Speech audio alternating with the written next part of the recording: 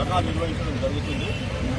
మిత్రులారా, గత 12 సంవత్సరాలుగా తెలంగాణ వచ్చిన తర్వాత బీసీలు అనే వాళ్ళు ఒక సవతి ప్రేమ రాష్ట్ర ప్రభుత్వం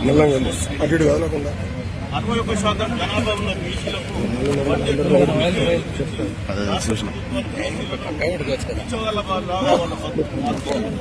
మీకు నేను ఒక 2 నిమిషాలు ఒక స్టాటిస్టిక్ చెప్తాను ఏం జరుగుతుంది రాష్ట్ర గత 12 సంవత్సరాలుగా రాష్ట్ర ప్రభుత్వము 23,85,000 కోట్ల బడ్జెట్ ఆమోదించింది 12 సంవత్సరాలు. అందులో ఖర్చు పెట్టింది 20,87,000 కోట్లు ఖర్చు, అంటే 88% ఖర్చు పెట్టింది. బడ్జెట్ లో కాకుండా బయట అప్పు తీసుకొచ్చి 7 లక్షల కోట్లు ఖర్చు పెట్టింది, అంటే దాదాపు 29 లక్షల కోట్ల ఖర్చు అయింది. బీసీలకు కేటాయించింది కూడా చెప్తాను. బీసీలకు 65,540 కోట్లు కేటాయిస్తే 12 సంవత్సరాల్లో ఖర్చు పెట్టింది వచ్చేసి ఈ సంవత్సరం కూడా ఖర్చు పెట్టుకుంటే 31,000 కోట్లు అయింది. ఆ 31,000 కోట్లలో కూడా ఈబీసీల డబ్బులు ఈబీసీ వాళ్ళ 2,200 కోట్లు ఇందులో ఉన్నాయి. అదేవిధంగా బతుకమ్మ చీరల ఖర్చు 2,150 కోట్ల ఖర్చు ఉంది. ఇవన్నీ తీస్తే 26,000 కోట్లు దాటుతుంది. అంటే నువ్వు 29 లక్షల కోట్ల బడ్జెట్ ఖర్చు పెడితే బీసీలకు వచ్చింది ఎంత? 26,000 కోట్లు. ఆ 26,000 కోట్లు దేనికి? స్కాలర్షిప్లకు మాత్రము, అదేవిధంగా హాస్టల్ ఫీజులకు మాత్రమే వచ్చింది. ఆర్థిక పరమైన అంశాలకు బీసీలు మరి స్వయం ఉపాధి తీసుకుని రేపు తెల్లారి సెల్ఫ్ ఎంప్లాయ్మెంట్ పెట్టుకోవడం కొరకు గతంలో ప్రభుత్వం 14 కార్పొరేషన్లు ఏర్పాటు చేసింది. అందులో ఒక ఈబీసీ కార్పొరేషన్ వేరు, అంటే 13 వాళ్ళు పెడితే ఈ పెద్ద మనుషులు వచ్చినాక 8 కార్పొరేషన్లు చేసి 21 కార్పొరేషన్ చేశారు. ఎంబీసీ కార్పొరేషన్ అనేది ఉదాహరణ చేసి 3,850 కోట్లు గత ప్రభుత్వం ఇస్తే ఖర్చు పెట్టింది 19. ఈ ప్రభుత్వం 815 కోట్లు ఇస్తే 11 రూపాయి లేదు. బీసీ కార్పొరేషన్లకు 21 కార్పొరేషన్ 11,800 కోట్లు అలాట్ ఖర్చు పెట్టింది 1,080 కోట్లు. అంటే నీ వర్గాలకు 88% ఖర్చు పెట్టుకుంటావు, మా దగ్గరకు వస్తే 8% ఖర్చు పెట్టుకుంటావు. మరి బీసీలు ఇట్లా పరిస్థితుల్లో ఉంటే రాబోయే కాలంలో వాళ్ళు ఎట్లా బతుకుతారు?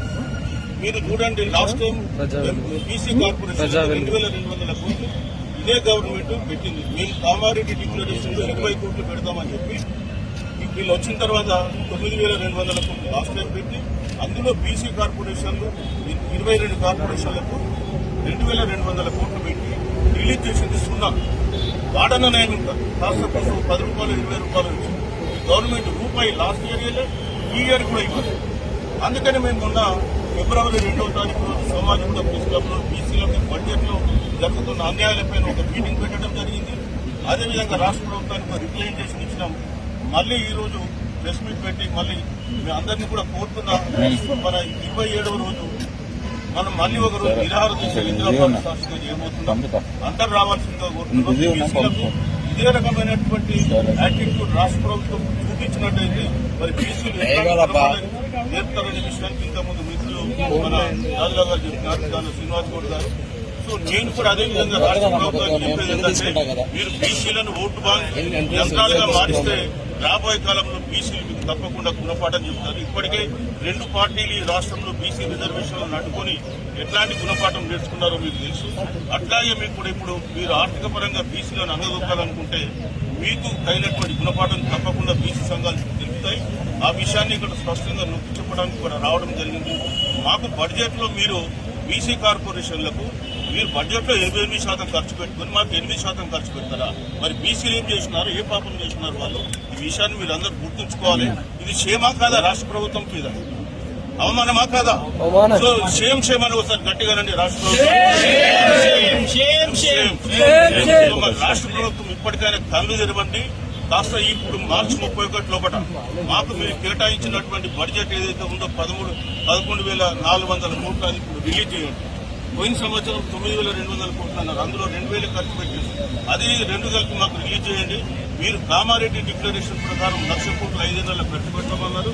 100% అది ఖర్చు పెట్టాలి. దాని కొరకు బీసీ సంఘాలు ఇలా ఉద్యమిస్తున్నాయి.